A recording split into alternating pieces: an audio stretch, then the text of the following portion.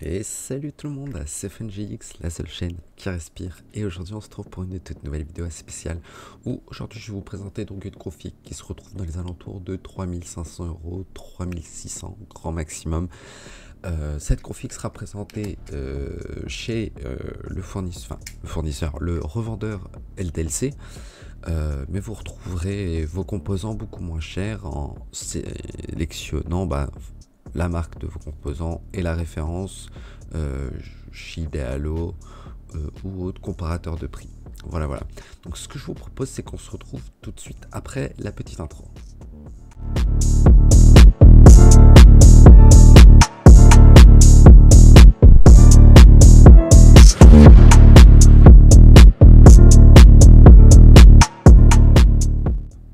Donc nous revoilà face au CPU, donc le Intel Core i7-14700KF, un processeur cadencé à 3,4 GHz, processeur qui a 20 cœurs, donc 8 cœurs performance et 12 cœurs efficient, 28 threads, socket 1700, pas grand chose à dire, je l'ai présenté plusieurs fois sur la chaîne, donc vous commencez un peu à le connaître, ce CPU. Très bon processeur pour du gaming. On peut envisager du stream avec cette config et avec ce CPU on peut aussi débuter à jouer en 4K avec cette config, donc le processeur et la carte graphique qui pourra nous permettre d'augmenter un peu plus sa qualité visuelle au niveau des écrans, donc passer de la Full HD à de la 4K. Au niveau du water cooling, je suis parti donc sur le MSI MPG Core Liquid D360. Très bon water cooling, très beau à la fois aussi. Donc 3 ventilateurs RGB adressables avec, comme vous pouvez le voir juste ici, le water block qui a un écran LCD si je me trompe pas, non, écran IPS de 2,4 pouces. Qui nous permettra après soit de mettre la température du CPU, de la carte graphique, même la météo si vous voulez, comme vous pouvez le voir ici à l'affichage. Vous pouvez mettre aussi des gifs, des vidéos personnalisées, des photos. Avec cet écran là, ce qui est bien, c'est que tout est géré avec MSI Mystic Lite et vous pouvez faire ce que vous voulez. Voilà. Donc au niveau de la carte mère, je suis parti sur la MSI Meg Z790 ACE. Alors très bonne carte mère. Carte mère EATX cette fois-ci. Je voulais partir sur une grosse carte mère. Je voulais la changer parce que j'ai l'habitude de vous montrer des cartes mères ATX. Mais là, je pense que dans les prochaines vidéos, il y aura des configs qui vont soit être badass au niveau de la taille, donc avec des cartes mères ATX, ou sinon des configs un peu plus compacts avec des micro ATX ou des mini ITX par exemple. Donc au niveau de cette carte mère, au détail, comme vous pouvez le voir ici, ce qui change, c'est que là on a les connecteurs CPU qui sont juste en haut des slots de la RAM. Ils ne sont pas juste ici comme la plupart des cartes mères. On a le socket 1700 ici, on a du RGB là, on a du RGB sur le logo MSI, enfin sur le Dragon. On a du RGB aussi sur le premier dissipateur thermique du SSD NVMe, le logo ICE. Comme vous pouvez le voir, on en a encore d'autres ici, des dissipateurs thermiques. On en a encore deux autres là, donc ce qui nous en fait donc deux ici, un là. Attendez, je vous dis des conneries, pardon. On en a un ici, deux ici, pardon, et un et deux là. Donc ça nous fait un total de 4 SSD NVMe au total sur cette carte mère. On a juste ici l'alimentation 24 broches. 24 broches pour l'alimentation de la carte mère, qui est d'ailleurs primordial. On a donc les slots PCI Express, les SATA, les connectiques USB 3.0 et on a juste ici, comme vous pouvez le voir sur cette carte mère, on a un bouton power et un bouton reset qui sont préinstallés sur la carte mère. Ça, c'est ce que j'aime bien aussi sur certaines cartes mères MSI, ASRock ou même d'autres marques le font. C'est le bouton reset qui est sur la carte mère directement et qui nous permet donc de reset en appuyant une seule fois le PC ou de faire un clear CMOS soit via les pins, soit via ce bouton là en appuyant 3 secondes ou 5 secondes, tout dépend des marques de carte mère. Pardon. On a juste ici, comme vous pouvez le voir, on a des switches de LED, donc ça va nous permettre de désactiver les LED qui sont juste ici ou de les activer. On a les 6 fans, hein. Au niveau des 6 fans on est tranquille, on en a 5. Ici on a du RGB 12 volts, on a l'HD audio, on a les USB 2.0, on a le front panel pour tout ce qui est HD audio, les connecteurs USB du boîtier, etc. Là juste ici on a du RGB 5 volts, on a juste ici aussi l'USB 3.2, on en a deux, juste là et là. Pour les USB type C pour les boîtiers, là on en a encore là un 6 fan, on a un pompe fan et juste ici un CPU fan, et là on a l'afficheur de code d'erreur qui est pas mal, et ensuite on en a encore deux autres ici, RGB 5 volts, des connecteurs donc de 3 pins. Au niveau de cette carte mère à l'arrière, on a encore une fois, comme vous pouvez le voir, le smart bouton, le flash BIOS pour flasher le BIOS avec ce port USB là. On a le clear CMOS aussi. On a deux câbles Ethernet 2,5G, ce qui est plutôt pas mal. Ensuite, au niveau des USB, comme vous pouvez le voir, on est à 7 USB 3.0 et 3 USB type C. On a ici les mini DisplayPort, même si bon, on s'en sert plus tellement, c'est connectique, mais ça peut toujours servir, on sait jamais. On a ici les connecteurs pour l'antenne Wi-Fi qui est déjà fournie donc avec la carte mère juste ici, et qui nous permet d'avoir du Wi-Fi 6E. Alors bon, c'est pas du Wi-Fi 7 certes, mais le Wi-Fi 6E fait très bien son job aussi. Après on a les connectiques jack femelle, voilà. Au niveau de la RAM, je suis parti sur la Corsair Dominator Platinum en DDR5. J'ai pris 32 Go, cadencé à 5600 MHz, celle 36.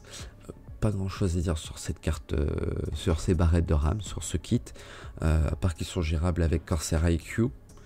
Et on peut aussi choisir l'option, bon, ceux-là ne sont pas disponibles je crois sur LDLC, mais directement sur le site Corsair on peut non pardon, si ils sont disponibles, ils sont optimisés pour les cartes mères DDR5 Intel, donc on aura de meilleures performances que des barrettes de RAM Corsair Dominator Platinum basique ou optimisées AMD. Voilà.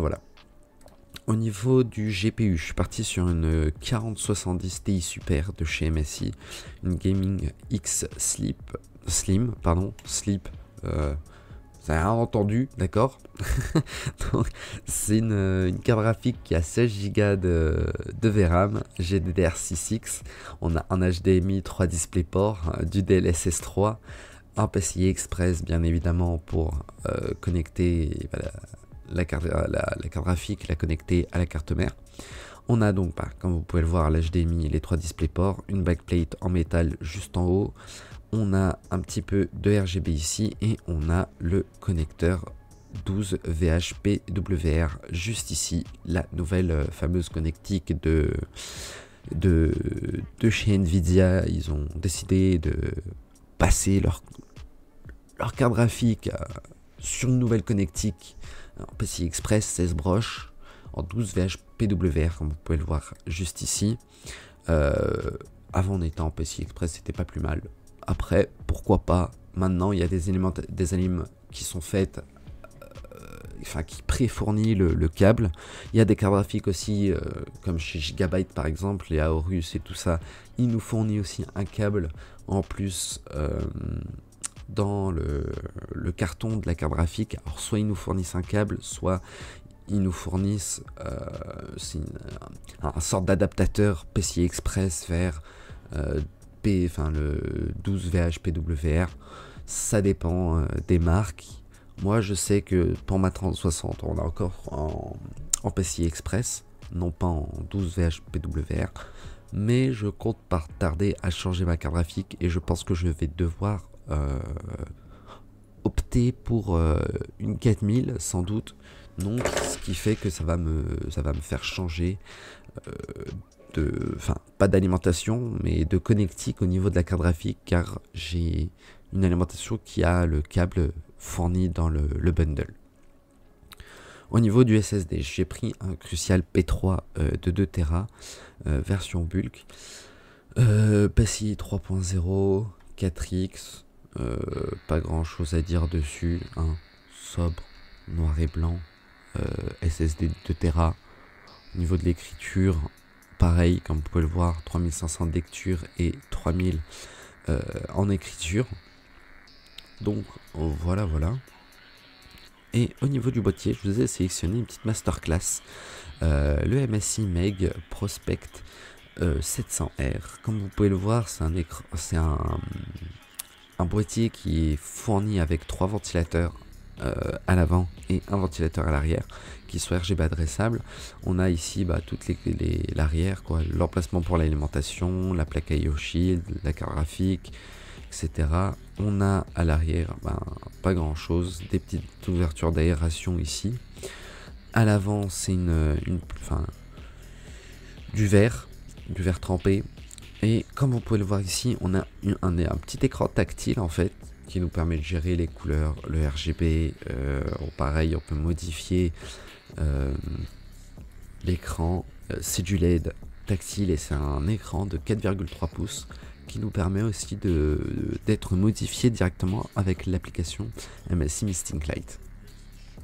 Au niveau de l'alimentation, je vous ai pris une MSI Meg AL 1300P PCI Express, une alimentation certifiée 80 plus Platinum. Donc, comme son nom l'indique, c'est une alimentation 1300 watts avec l'ATX 12V, enfin la nouvelle connectique comme vous l'avez juste ici, 12 VHPWR.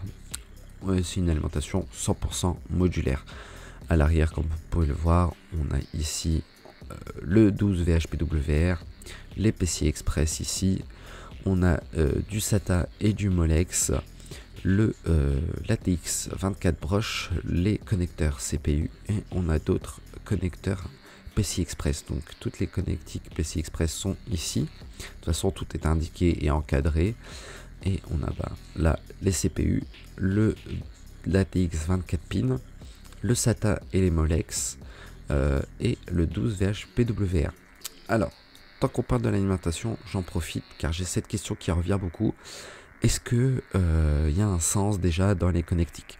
Oui, comme vous pouvez le voir, il y a un petit détrompeur avec un petit loquet. C'est impossible de se tromper. Ça ne sert à rien de forcer. Si ça rentre pas, c'est que c'est pas dans le bon sens. Vous retournez le câble. Normalement, c'est censé rentrer. Ensuite, y a beaucoup de personnes qui me posent la question, est-ce qu'on peut brancher un câble PCI Express sur un câble CPU? Bien évidemment, non. La carte graphique ne va pas demander autant, ou en fait ça dépend. Votre CPU, il va demander un certain nombre de watts. Si vous mettez un câble sur un câble PCI Express sur une connectique CPU, ça peut marcher mais ça va pas durer parce que la connectique CPU va délivrer un peu plus de watts ou un peu plus de volts que le PCI Express. C'est pour cela que on vous mentionne bien PCI Express CPU, sinon ça serait pas noté, ça serait mis comme le SATA et le Molex directement en PCI Express et CPU. Parce que là pour le coup, dans chaque alimentation, on a l'alimentation CPU à part et le PCI Express à part.